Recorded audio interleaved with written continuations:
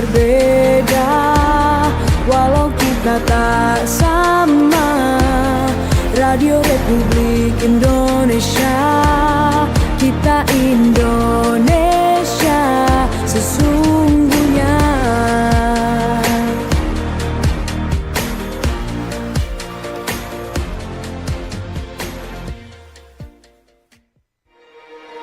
Bersatulah Indonesia, jangan pernah terpecah belah.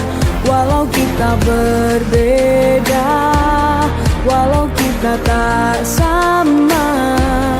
Radio Republik Indonesia, kita Indonesia sesungguhnya.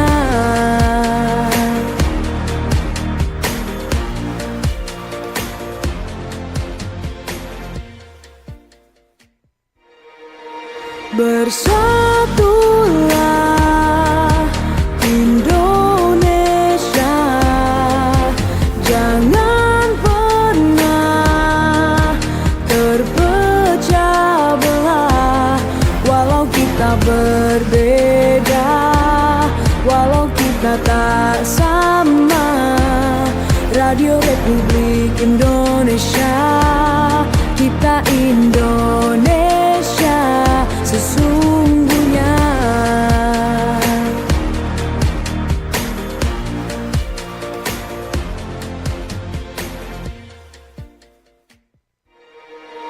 Bersatulah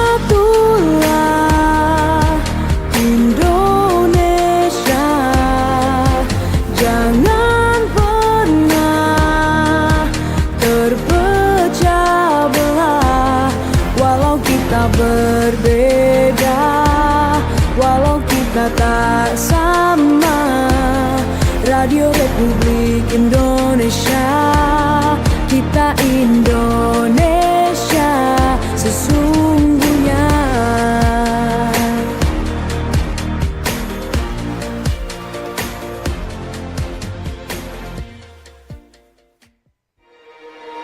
Bersatulah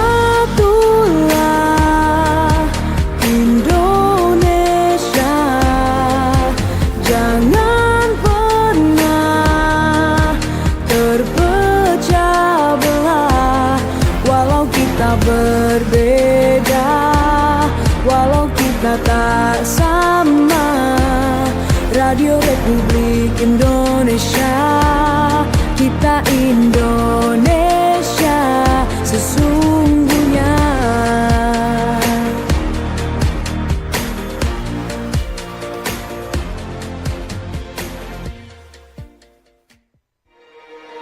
Bersatulah Indonesia, jangan pernah terpecah belah. Walau kita berbeda, walau kita tak sama. Radio Republik Indonesia, kita Indonesia sesungguhnya.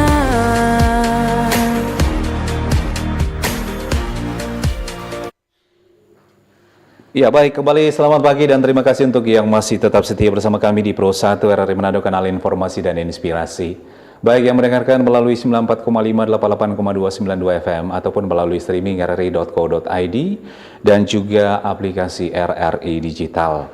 Ya, kita jumpa lagi di Sulut Bicara untuk pagi ini sampai di pukul 10 waktu Indonesia Tengah.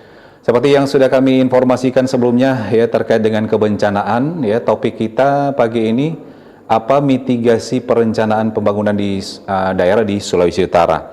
Sudah hadir di studio kami ada Pak M. Zulkifli STR MSI selaku Koordinator Data dan Informasi BMKG Stasiun Geofisika Manado. Dan ini rencana mungkin sedang dalam perjalanan ya, ada Pak Dr. Insinyur Don R.G. Kabo SST, MT, IPM ya, selaku ahli teknik sipil. Ya, Kita akan membahas sekali lagi topik kita untuk pagi ini terkait dengan kebencanaan ya. Bagaimana dan seperti apa mitigasi perencanaan pembangunan daerah di Sulawesi Utara. Baik, saya menyapa dulu untuk pagi ini narasumber kita ada Pak Zulkifli. Pak Zul, selamat pagi. Pagi Pak Wai. Iya, gimana kabar?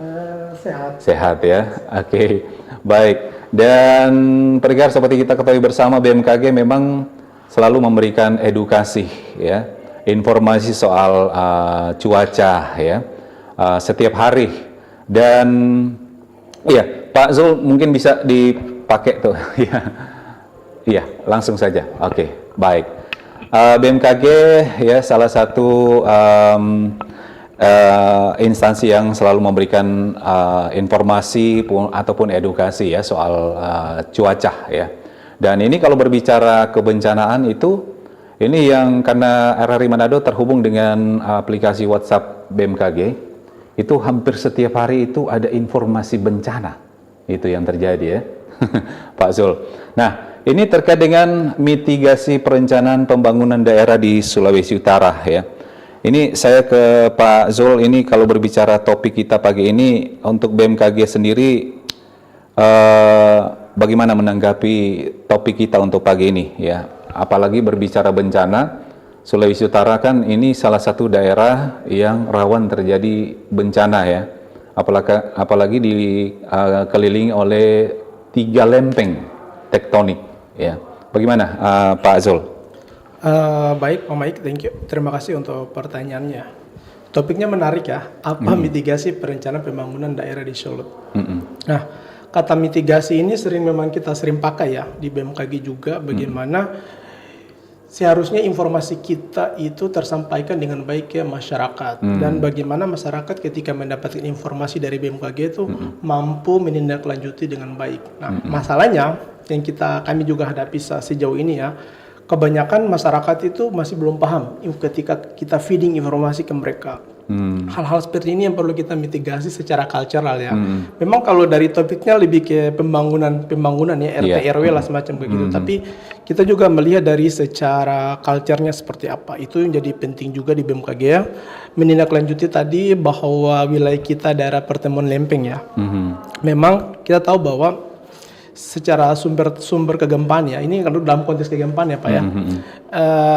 Wilayah Sulawesi Utara kita punya daerah pertemuan lempeng tektonik yang kita biasa sebut dengan triple junction ya. Ada yang dari Sangihe-nya, ada dari Laut Maluku, sama di bagian utara itu kita punya Megatrust Laut Sulawesi. Dan secara historically ini pernah terjadi gempa-gempa besar dan tsunami. Kita punya gempa 1920 yang terjadi di tsunami Minahasa di sepanjang utara ya. Terus kita juga di Laut Malukunya itu 1845, which is itu siklusnya kisaran 105 tahun sampai 200 sekian.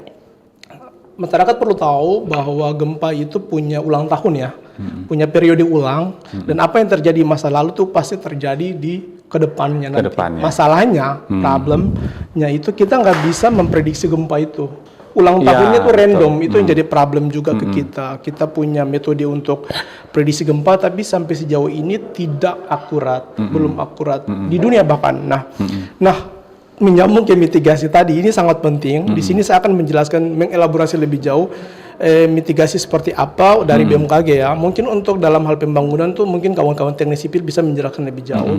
Tapi untuk BMKG sendiri, poin kami adalah bagaimana informasi kita itu tersampaikan dengan baik ke masyarakat, dan bagaimana masyarakat menerima informasi dari BMKG dan menindaklanjutinya seperti apa. Itu dulu dari saya Pak. Oke. Ini memang kalau berbicara bencana ya, itu siapapun kita tidak tahu ya kapan bencana itu terjadi ya. Nah, kalau dari BMKG sendiri bagaimana perannya dalam memberikan data ataupun rekomendasi terkait dengan mitigasi bencana dalam perencanaan pembangunan di Sulawesi Utara ini? Oke, baik Pak. Untuk BMKG sendiri ya, kami institusi yang secara fungsional ya, itu memberikan informasi, fungsinya Satu, melakukan analisa dan informasi dini ke masyarakat. Nah, untuk mitigasinya juga selain fungsi utama tadi, kita juga melakukan mitigasi ke masyarakat. Bagaimana kita masuk ke desa-desa, ke daerah-daerah, ke sekolah-sekolah juga. Turun juga Iya, turun ya? ke lapangan. Kami Oh, punya BMKG itu punya program SLG, Sekolah Lapang Gempa Bumi dan Tsunami, di tanggal 19 Agustus kemarin itu di Lolaknya, Desa Mutabang juga. Itu setiap tahun kami turun ke berapa kali? Setahun sekali, dan setahun sekali, cuma ada juga target ke sekolah-sekolah juga. Jadi hampir sekolah-sekolah di Sulut juga kita udah kunjungi semua. Itu kita datang, kita lakukan sosialisasi karena target kita lebih ke anak-anak ya. Bagaimana culture anak-anak membentuk kesadaran anak-anak sejak dini, paham dan tanggap, siap siaga ya istilahnya kayak gitu. Mitigasinya seperti itu. Lebih ke culture-nya, membangun culture masyarakat dalam hal mitigasi kegempaan dan tsunami. Karena masyarakat harus paham bahwa bencana gempa, tsunami itu nggak bisa kita hindari ya. Betul. Kita tidak bisa hindari, kita tidak bisa cegah karena sifatnya alamiah ya. Yang kita perlu lakukan itu bagaimana kita minimalisir resikonya. Itu yang kita sampaikan ke masyarakat, ke anak-anak. Ketika mereka udah ngerti apa informasi dari BMKG, misalnya ada gempa besar, getaran yang cukup kuat, dirasakan ada potensi tsunami, feeding informasi dari kami tuh mereka tindak lanjuti dengan baik, mungkin melakukan evakuasi, melindungi kepala, segala macam, masuk ke kolong meja, jauhi jendela, menuju ke titik kumpul. Itu yang kami concern kami saat ini seperti itu BMKG. Oke, baik Pak Zul, mungkin ini semakin menarik ya untuk perbincangan kita pagi hari ini. Ya karena ini Pak Don sudah tiba ya, mungkin kita break dulu sejenak ya, nanti kita akan kembali untuk Anda. Kita masih akan membahas topik yang sama. Kanal informasi dan inspirasi Pro 1. Wih, keren banget nih. Katanya ada obat herbal bisa mencegah sakit gigi seumur hidup. Ada hoax tuh. Widih. Ini juga keren nih. Ada sumber energi baru PLTH, pembangkit listrik tenaga hampa. Iya, itu juga hoax kali. Lu bacanya apaan sih? Aduh, pantesan portal abal-abal lu baca. Kalau mau baca berita yang lengkap tapi udah verified, mulai dari berita nasional, internasional, olahraga, gaya hidup sampai hiburan, lu cukup klik rri.co.id. Di situ lu juga bisa streaming RRI digital. Aduh, makanya cek-cek dulu biar gak kegocek di rri.co.id. Kanal informasi dan inspirasi Pro 1. Baik pendengar, masih di Sulut Bicara ya, untuk pagi ini masih membahas topik yang sama, apa mitigasi perencanaan pembangunan daerah di Sulawesi Utara. Nah, sudah hadir bersama kami juga selaku ahli teknik sipil ya di Politeknik Manado, ada Pak Dr. Insinyur Don RG Kabo SSTMT IPM ya. Oke, selamat bergabung Pak Don. Ya. Mener Don ya. Saya panggil. Iya. Pak, bisa digunakan itu ya. Oke. Ya, selamat bergabung. Pagi. Ya, oke. Bagaimana aktivitas hari ini, perjalanan lancar? Lancar, Pak. Lancar ya. Oke. Tuhan. Baik. Iya, Pak Don, ini kita membahas bagaimana mitigasi perencanaan pembangunan di Sulawesi Utara. Ini sebagai seorang ahli teknik sipil, bagaimana Anda menanggapi topik kita ini pagi ini? Ya. Jadi selalu ini adalah perencanaan dan mitigasinya. Jadi kalau kita menanggapi ada beberapa khususnya dari topik ini adalah di Sulut, berarti bagaimana kita merencanakan. Yang pertama itu kan tentang efisiensi, sehingga bagaimana kita merencanakan tempat itu yang sudah kita ketahui rawan bencana yang sudah diinformasikan dari BMKG, kemudian kita selalu melaksanakan di tempat itu lagi. Kemudian selain itu tentunya ada melihat hal yang paling utama adalah soal moral kita, ya, moral kita terhadap bagaimana jiwa-jiwa yang ini ceritanya kan kita sudah tahu. Tadi kita kan tidak pernah menyangka, terutama saya berbicara soal kegempaan. Kalau banjir tentu selalu diikuti dengan misalnya ada Tanah longsor, hujan dan lain-lain. Kalau gempa tidak pernah ada janjian. Gitu. Iya. Tidak pernah punya perjanjian saya akan datang di tanggal ini. Betul. Dan efek dari gempa itu sendiri itu ada tentunya banyak hal ya, ada termasuk salah satunya tsunami. Ya itu gempanya belum efeknya lagi yang lain. Jadi sangat-sangat berbahaya, apalagi kita ada di lempengan yang di bawah lempengan. Ketika dibilang kita mau edukasi dan lain sebagainya, kita hampir semua titik rawan. Tidak ada celah lagi yang rasanya kita ini aman pada dasarnya. Cuman menghindari tempat-tempat atau edukasi terhadap bagaimana ketika terjadi bencana. Apa yang harus kita lakukan ya? Apa yang kita harus lakukan. Tapi kalau misalnya bencana mau dicegah itu tidak pernah ada janjiannya. Yang paling susah adalah ketika sudah tahu demikian, tentu kemudian ini diabaikan. Nah, yang ketiga perlu adanya satu one policy bersama BMKG, bersama dengan dinas kementerian lain-lain yang terkait dan pemerintah daerah untuk membuat satu yang harus kita yang di kacamata teknik sipil yang bisa dilakukan adalah regulasi terhadap bagaimana membangun rumah yang lebih aman. Ya, jadi saya bahasanya lebih aman karena begitu ada gempa di Palu kemarin 2018. Mau aman sekalipun itu tenggelam, Pak. Mau kuat sekalipun itu tenggelam. Itu efek dari bencana yang terjadi. Bencana likuifaksi. Itu masuk ke dalam tanah. Kemudian membangun di daerah sesar. Itu masuk ke dalam tanah. Kalau dia rusak, ya memang kita pernah pengujian skala 1:1.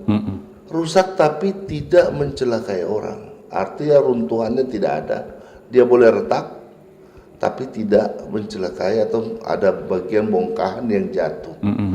Nah, itu yang kami pikirkan bahwa dari sisi teknik sipilnya, yang paling ketika terjadi bencana, memang ada SNI yang mengatakan ini aturan-aturannya toh.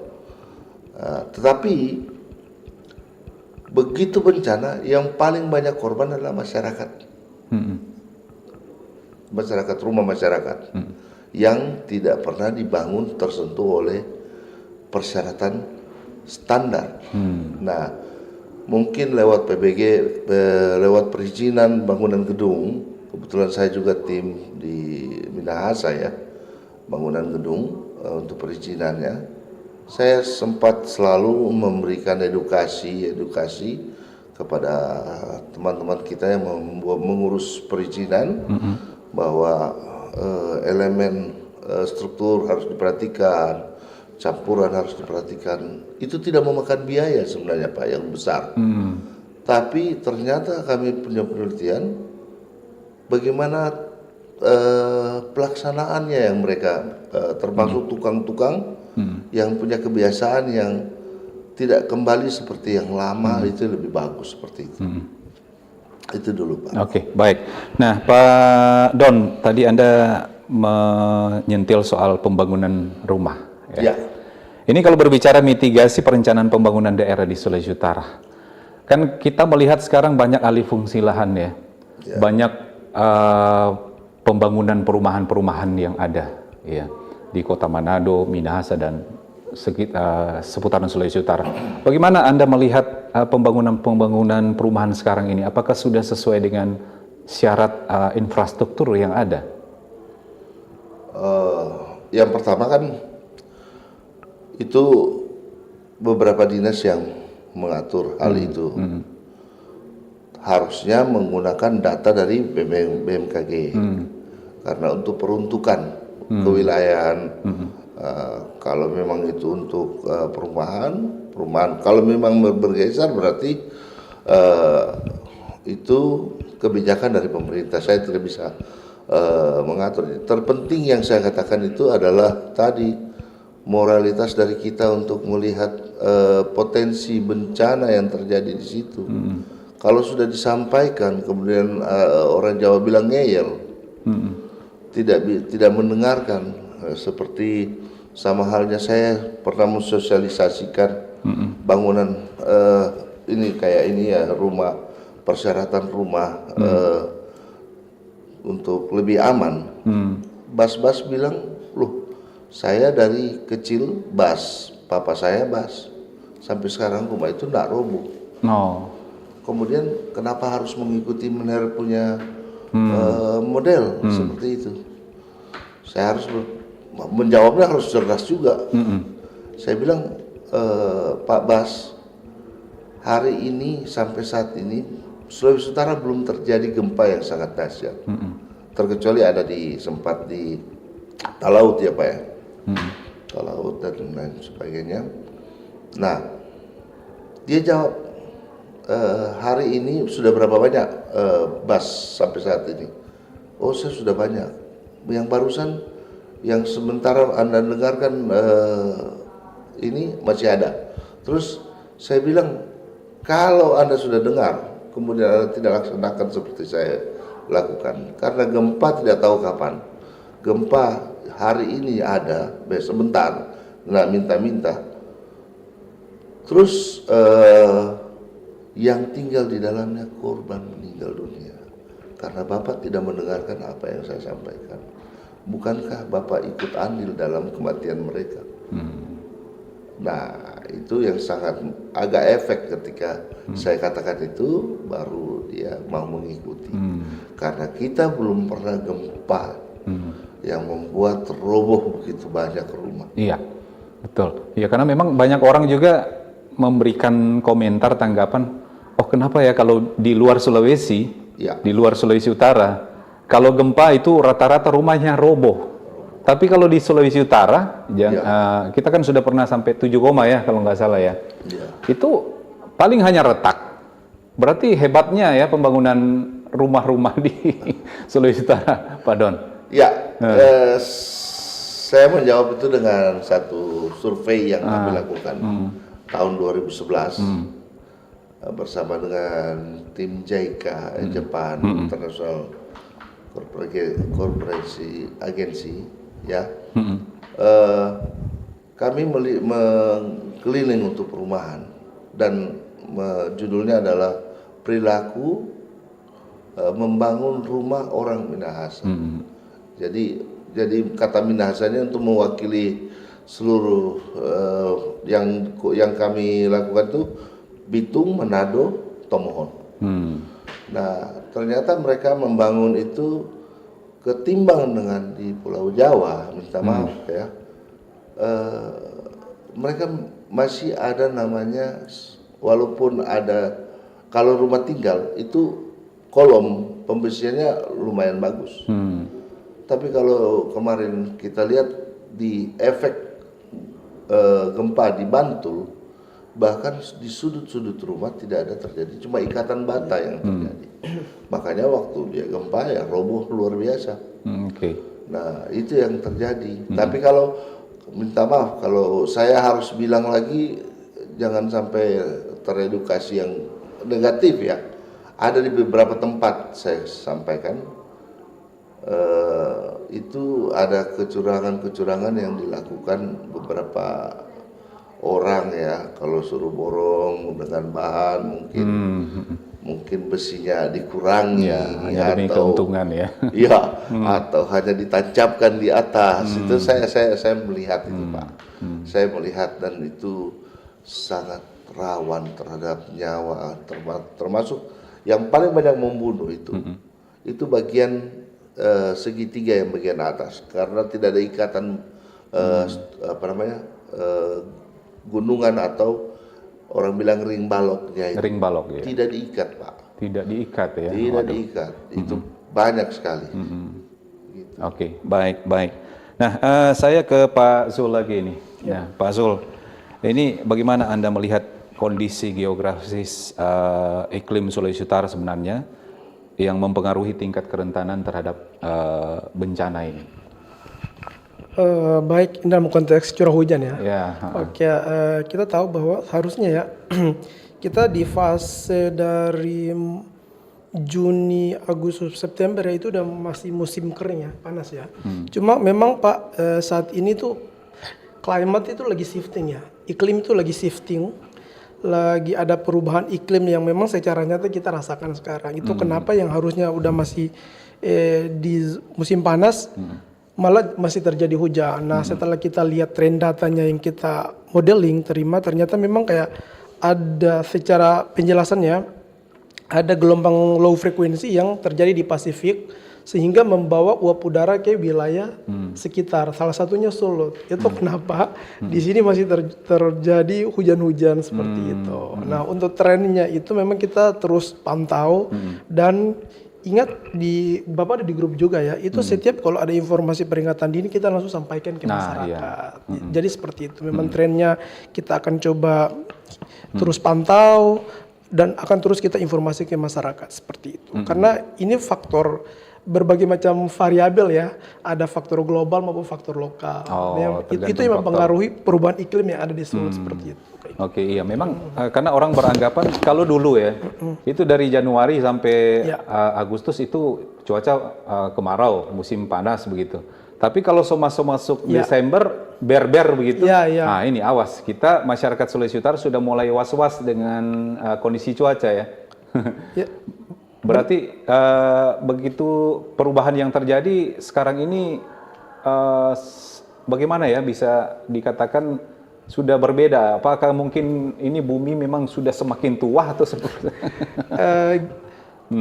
Kita tahu bahwa bumi itu ini ya berdinamika ya. Nah salah satu faktornya itu ke perubahan iklim. Saya ingin sampaikan ke masyarakat bahwa perubahan iklim itu nyata, salah satu yang kita hadapi sekarang seperti itu. Itu kenapa ya kita rasakan sendiri harusnya yang seperti Bapak jelaskan tadi di 3 bulan terakhir harusnya udah panas tapi masih ada hujan-hujan seperti itu. Karena tadi yang saya jelaskan bahwa ada faktor global, faktor lokal yang mempengaruhi curah hujan seperti itu. Itu sekali lagi bahwa itu nggak bisa kita hindari juga, mau nggak mau terjadi secara alami seperti itu. Cuma BMKG secara tupoksi terus kita pantau, kita informasi ke masyarakat biar ada upaya peringatan dini dan upaya waspada dini seperti itu. Oke, baik. Baik, semakin menarik untuk pembahasan kita pagi ini terkait dengan apa dan bagaimana mitigasi perencanaan pembangunan daerah di Sulawesi Utara. Oke, untuk selanjutnya kita masuk di sesi interaktif ya pendengar. Silakan di line SMS, WhatsApp, melalui kanal YouTube juga boleh ya. Dan silakan dihubungi di 0821 9583 5080. Ya mungkin sudah ada penelpon yang masuk, kita langsung saja. Selamat pagi, Sulut Bicara. Selamat pagi. Iya, selamat pagi. Dengan siapa di mana, Pak?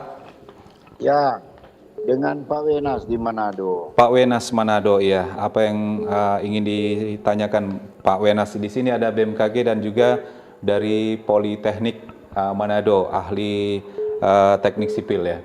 Silakan Pak Wenas. Ya, terima kasih. Kami sebagai pengurus organisasi masyarakat LSM Pinakor atas nama masyarakat Sulawesi Utara mengharapkan bapak-bapak ahli yang ada duduk di RRI ini tolong pikirkan jangka pendeknya, Pak. Jangka pendek yang setiap hari membuat kekhawatiran masyarakat. Contoh, kalau Ujang hampir selalu itu ruas jalan dari Manado ke Tomohon longsor. Di situ makan korban sangat banyak, Pak. Kerugian otot tatindis, nyawa hilang dan lain sebagainya. Demikian juga alternatif yang dari Teling ke Tondano. Coba bapak-bapak kepintaran ini, bapak-bapak pakai untuk jangka pendek ini. dengan memberikan suatu masukan, terobosan atau berperan langsung atau apa yang nyata yang bisa masyarakat lihat, sekurang-kurangnya yang Bapak omong-omong semua ini nyata dulu. Jangan dulu Bapak pikir itu tsunami nanti, atau mau angin ribut atau mau badai. Karena masyarakat sekarang ini sekurangnya spekulasi, kekuatan dan doa. Semoga tiba dengan selamat. Harap-harap cemas. Kalau ujang, kalau di ruas Tomohon Manado itu DP batu pai-pai Pak.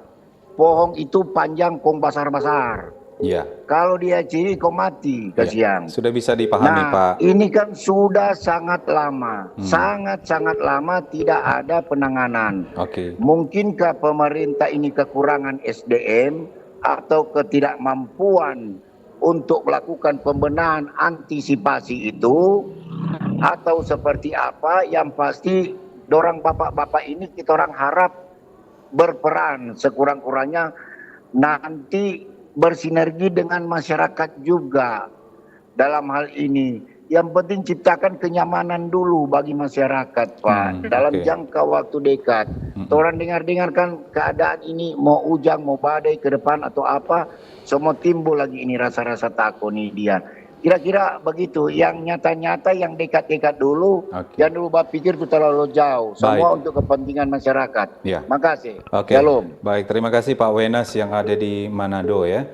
Oke, kalau masih ada di line telepon kita tampung untuk 2 penelpon di 0821 9583 5080. Ya, selamat pagi Sulut Bicara. Halo, selamat pagi. Selamat pagi, Bung Cliff. Oke, langsung dengan pertanyaan. Iya. Selamat pagi kedua narasumber, Bapak-bapak. Silakan Bung Cliff. Oh, begini. Betul sekali kalau kita ini kan apa? Mitigasi perencanaan pembangunan di Sulawesi Utara kan, iya, di daerah. betul. Memang karena mengacu ke pembangunan banyak sekarang pembangunan yang asal bangun. Orang tidak pikir di risiko di belakang. Jadi kalau dulu itu, setahu kita, ini dari Papa bilang, sebelum ada rekomendasi dari ahli, dulu kata insinyur Ronto yang memang dipakai oleh pemerintah, tidak bisa bangun sembarang karena sudah dikaji, pokoknya sudah apalah begitu. Mungkin seperti Bapak insinyur ini ahli teknik sipil, pasti kan dong tahu DP konstruksi, DP kekuatan, apa yang harus mau buat. Jangan kata asal berdiri bangunan, apapun ini bertingkat-tingkat. Iya. Karena juga membahayakan juga pembangunan itu, apalagi menggunakan uang negara lah untuk fasilitas publik. Bisa langsung dengan pertanyaannya, Bung Cliff. Pakai 10 tahun, retak. Iya, langsung dengan pertanyaan, Bung Cliff. Kita mau tanya begini, Bapak sebagai ahli sipil teknik, apakah itu sudah bekerja sama dengan pemerintah? Mungkin di Minasa ya, atau di mana? Karena memang harus dilibatkan, pemerintah juga harus digunakan, para ahli. Karena jangan cuma gunakan, pokoknya arsitek atau teknik sipil sudah bangun. Tapi harus dilibatkan seperti bapak-bapak ini yang memang mengerti paham tentang kekuatan konstruksi. Apakah sudah ada kerjasama dengan pemerintah kabupaten atau provinsi, mungkin di PUPR atau instansi terkait? Mungkin itu saja yang pertanyaan saya. Oke. Terima kasih. Baik. Selamat pagi. Ya, terima kasih. Selamat pagi, Bung Cliff Motoling ya. Ini 2 pertanyaan ini mungkin ditujukan ke Pak Don ya. Ya, mungkin kita dari Pak Wenas dulu di Manado ini bagaimana untuk jangka pendek ini katanya ini. Hujan jalur Tomohon Manado yang sering terjadi longsor itu bagaimana apa bagusnya? Terima kasih Pak Wenas yang sudah sangat kritis ya untuk menyampaikan merasa sebagai masyarakat yang pengguna jalan. Yang pertama, kami sebagai boleh dikatakan bukan pemegang regulasi yang ada, tindakan. Sebagai akademisi tentunya selalu bekerja sama dengan pemerintah, ya memberikan masukan ya sebagai tenaga ahli, mungkin ada beberapa teman kami, dan untuk itu kita akan melihat kewenangan jalan. Jalan itu punya kewenangan, ada kewenangan nasional, ada provinsi, ada kabupaten, ya yang biasa dibilang jalan nasional, provinsi, kabupaten, dan termasuk pemeliharaannya. Tentunya yang dikhawatirkan itu masih jalan provinsi ya. Jadi hal-hal yang tentunya yang membahayakan itu menjadi kewenangan dari pemerintah provinsi dan kabupaten di Kota Tomohon. Untuk khusus yang dibahas oleh Bapak itu sebagai contoh yang di ruas jalan Manado Tomohon. Iya. Yang kedua tapi kata kunci di situ berarti kita kembalikan ke pemerintah sebagai pemegang kewenangan terhadap pemeliharaannya.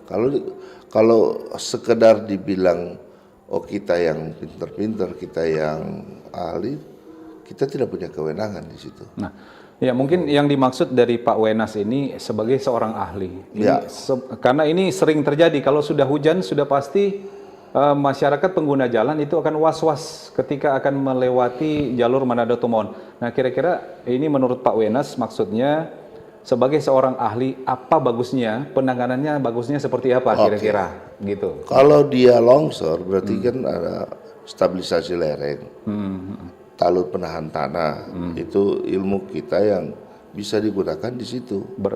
Berarti dibuat tanggul begitu ya? Iya, tapi harus ada penyelidikan tanah dulu. Ya. Lewat laboratorium. Jadi tidak serta merta langsung berdirikan talut begitu. Tetap harus ada. Iya. Kita harus lewat laboratorium. BMKG juga begitu.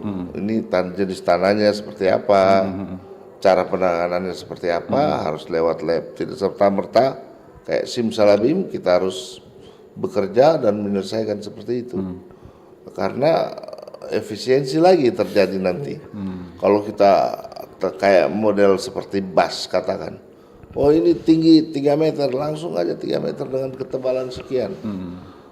Nah, kalau di ilmu teknik sipil ya harus ekonomis dan kuat. Tapi kalau misalnya minta maaf, kalau misalnya bus itu dia melihat yang kuat. Ya unsur ekonomisnya belum tentu, ya toh, seperti itu. Kalau saya menjawab yang kedua itu tentang kolaborasi. Kolaborasi antara dengan pemerintah, kabupaten kota. Ya, real. Saya langsung jawab bahwa saya juga terlibat sebagai tim dalam PBG, itu perizinan bangunan gedung. Di dalam PBG termasuk persyaratan-persyaratannya kami sampaikan, karena di situ juga harus mengisi banyak persyaratan untuk yang dulu itu IMB, sekarang namanya PBG. Ya. Iya, dan setiap saya jalan secara pribadi saya selalu bawa ini kepada, kebetulan masih banyak tempat saya waktu saya terlibat dengan ini dari PU persyaratan persyaratan pokok rumah ya yang lebih aman. Gitu. Saya tidak bilang penulis ini tidak mengatakan tahan gempa. Kenapa? Sekalipun sedahsyat apapun kan kita tidak tahu nanti gempanya seperti apa. Tapi kalau dia tahan gempa, minimal dari standar yang dibuat oleh orang pelaku-pelaku tukang yang ada, ditingkatkan menjadi standar. Jadi artinya dapat diminimalisir lah begitu ya? Ya, seperti itu. Kalau soal dia, nanti orang berpikir begini, kalau tahan gempa, tidak mau rusak. Padahal kita uji skala 1:1, rusak juga, Pak. Tetap ada kerusakan. Tapi tidak menimbulkan potensi kehilangan jiwa. Baik. Seperti itu. Baik, Pak Don dan pendengar serta pemirsa ya. Mungkin kita akan break dulu sejenak. Nanti kita akan kembali lagi di sesi terakhir. Untuk line SMS, WhatsApp dan melalui YouTube juga kami akan kasih kesempatan ya. Kita akan break dulu sejenak ya. Kita akan kembali untuk Anda. Kanal informasi dan inspirasi.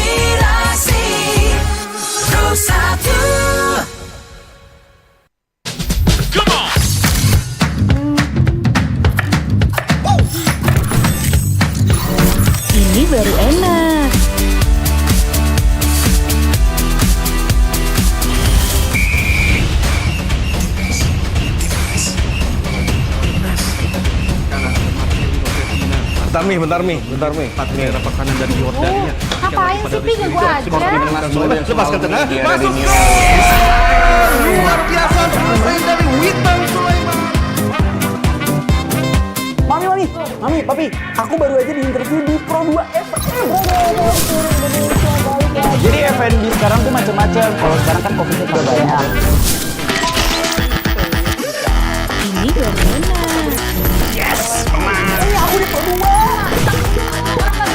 Papi, Devi, Kan mau baca berita dulu. Aku di Pro 2. jangan rebutan.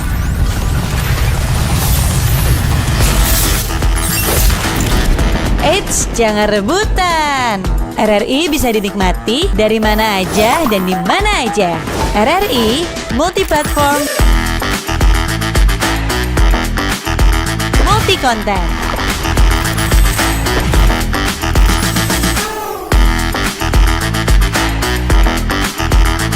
RRI punya kita.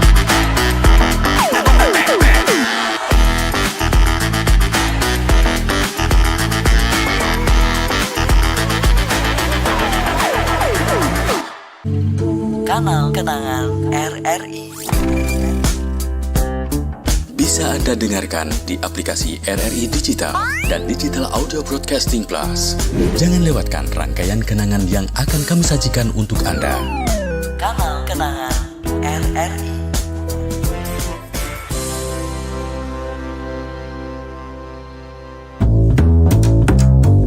RRI Jazz Channel, available at RRI Digital and Digital Audio Broadcasting Plus. Follow our social media Instagram and TikTok at RRI Jazz Channel. RRI Jazz Channel, jazz up your life. Halo RRI.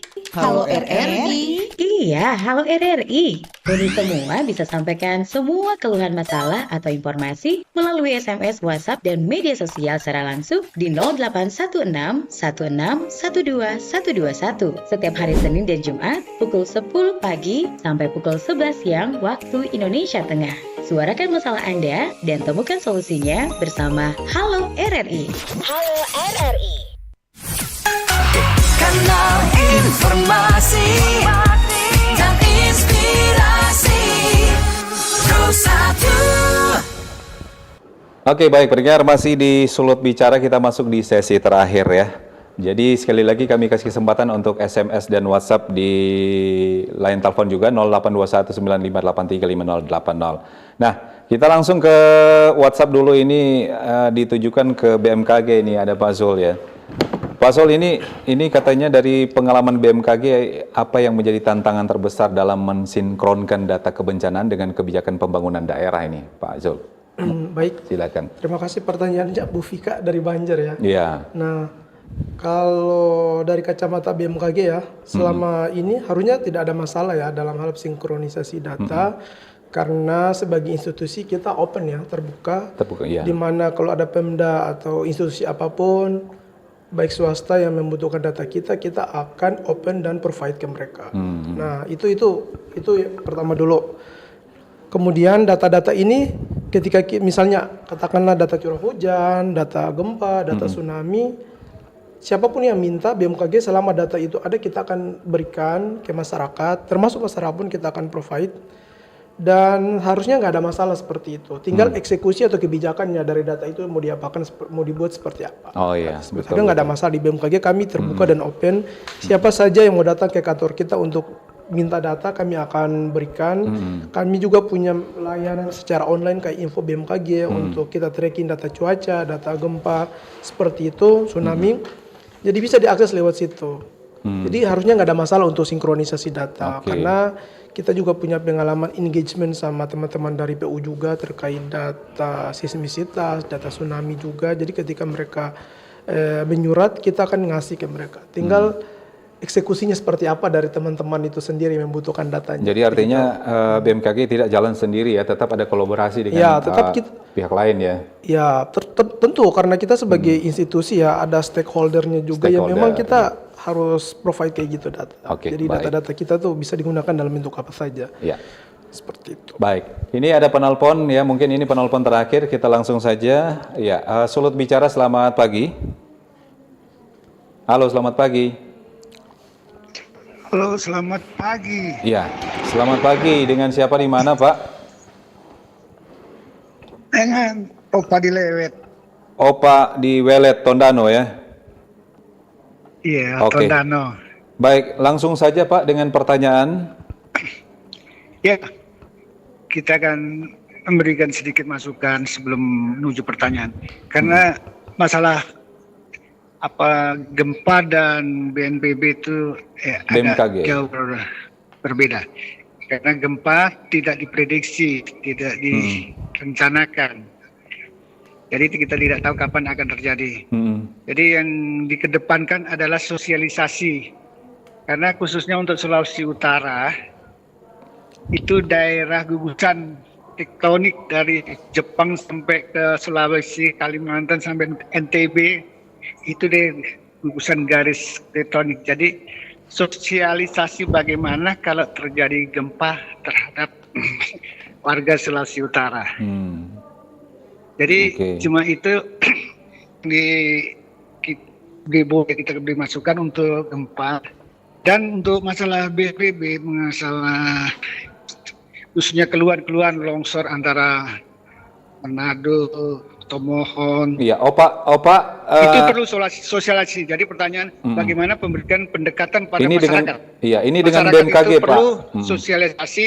Kalau ada wilayahnya, tanahnya yang sudah merasa mau menghalangi jalan atau mau rubuh, ya, informasikan.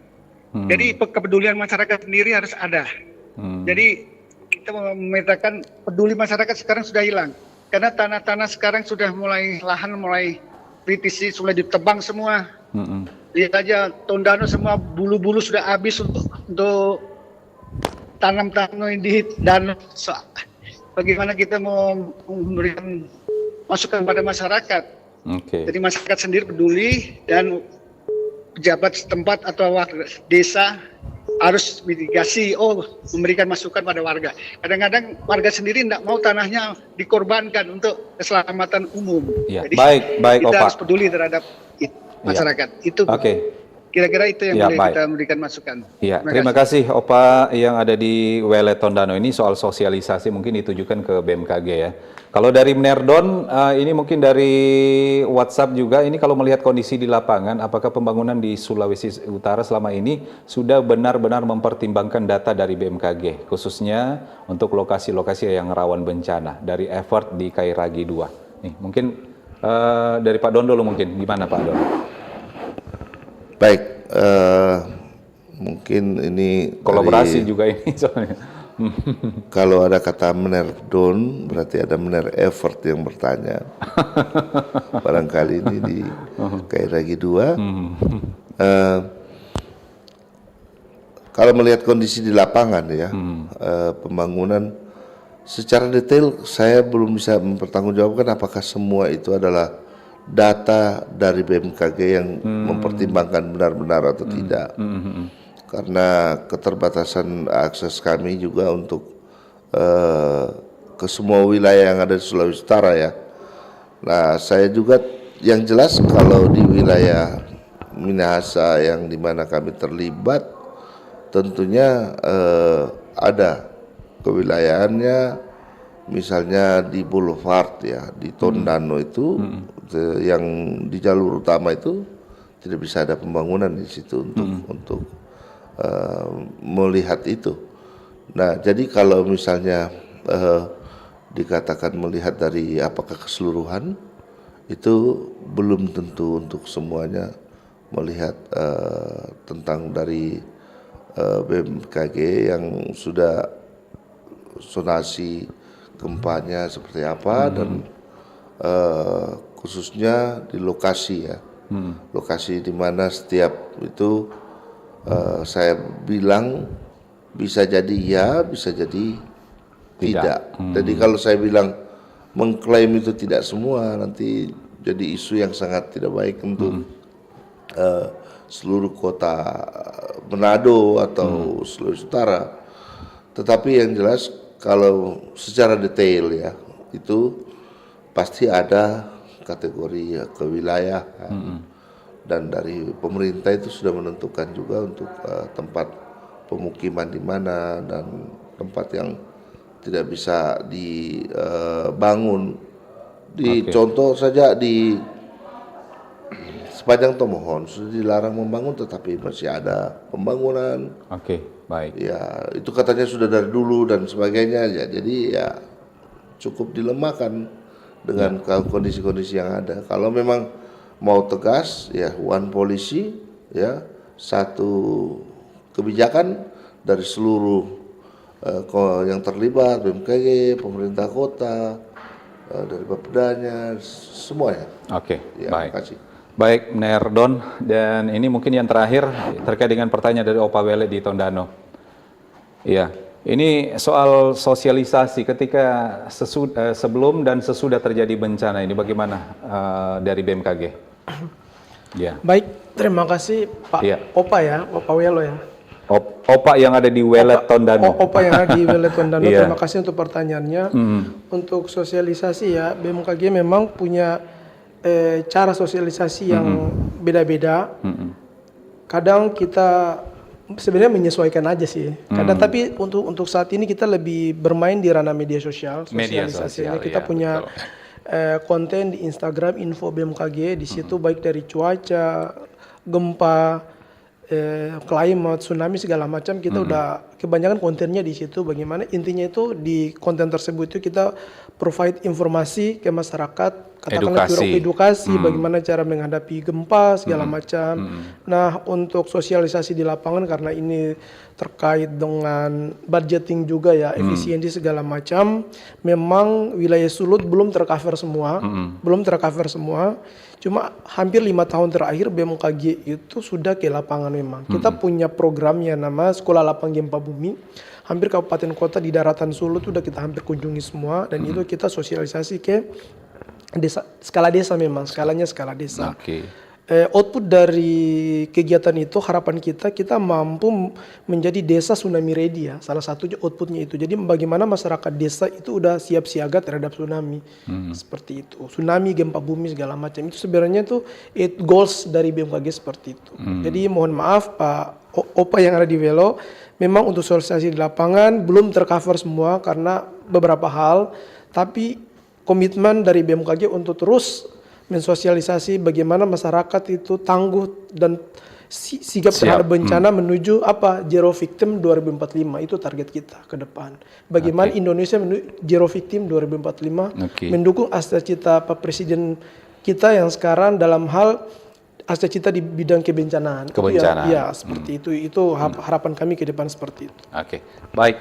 Dan ini tampaknya mungkin kalau dari kami di Politeknik, sekarang saya membawa Politeknik, namanya kami akademisi adalah pengajaran, ada penelitian dan pengabdian. Beberapa penelitian kami terhadap mitigasi bencana cukup banyak. Gitu. Ya, kemudian itu yang real. Edukasinya turun juga ke lapangan. Ya, itu luarannya jurnal dan turun ke lapangan penelitian. Ya, sampai bagaimana teknik mitigasi yang benar, tekniknya seperti apa, titik kumpulnya dan lain-lain. Misalnya lokasi Tomohon, gunung berapi di pantai. Masih melihat waktu ada di Minahasa Tenggara waktu itu sempat. Nah, kemudian di Politeknik ada dana namanya pengabdian bagi masyarakat. Sering dipakai, kita selalu tiap tahun mensosialisasikan ini. Yang sebelumnya hampir seluruh Indonesia JK sudah mensosialisasikan dan websitenya tetap ada.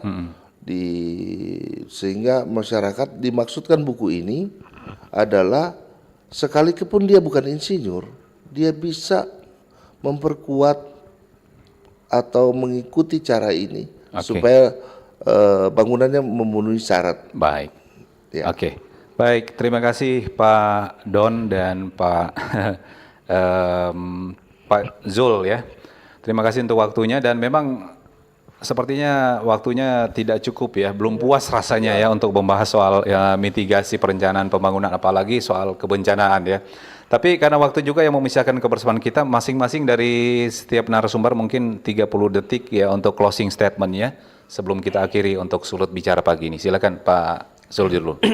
Baik, terima kasih untuk masyarakat Sulut, masyarakat yang ada di Sulut. Closing statement dari saya adalah bahwa sampai saat ini gempa bumi, bencana alam, khususnya gempa bumi belum bisa kita prediksi. Suka tidak suka, senang tidak senang, kita hidup di wilayah rentan gempa, rawan gempa yang kapan saja bisa terjadi dan itu menimbulkan kerusakan.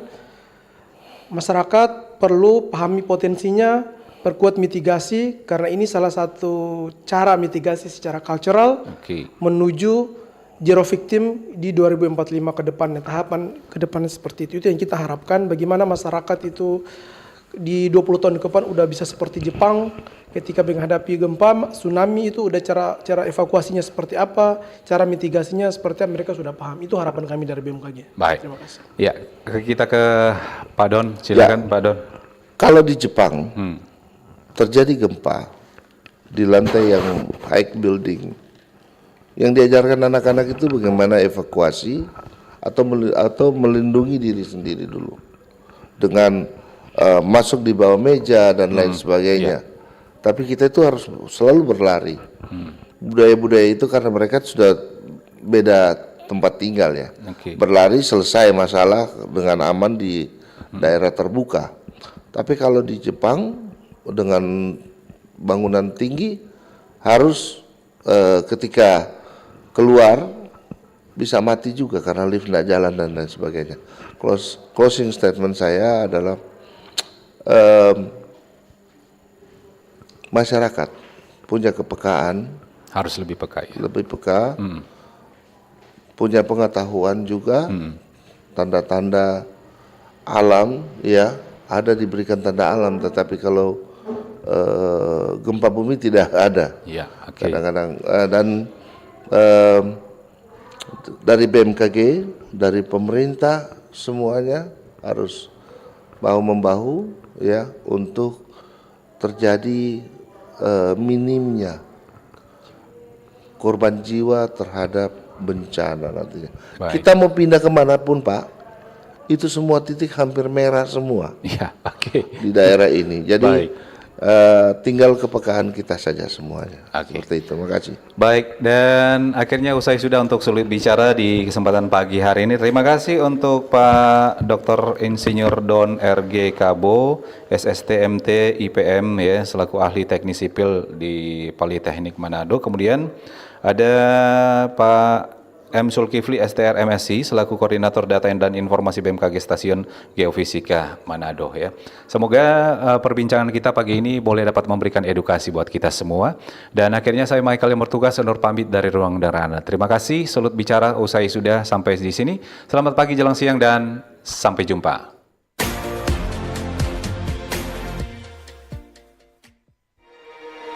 Bersatulah Indonesia, jangan pernah terpecah belah. Walau kita berbeda, walau kita tak sama, Radio Republik Indonesia, kita Indonesia sesungguhnya.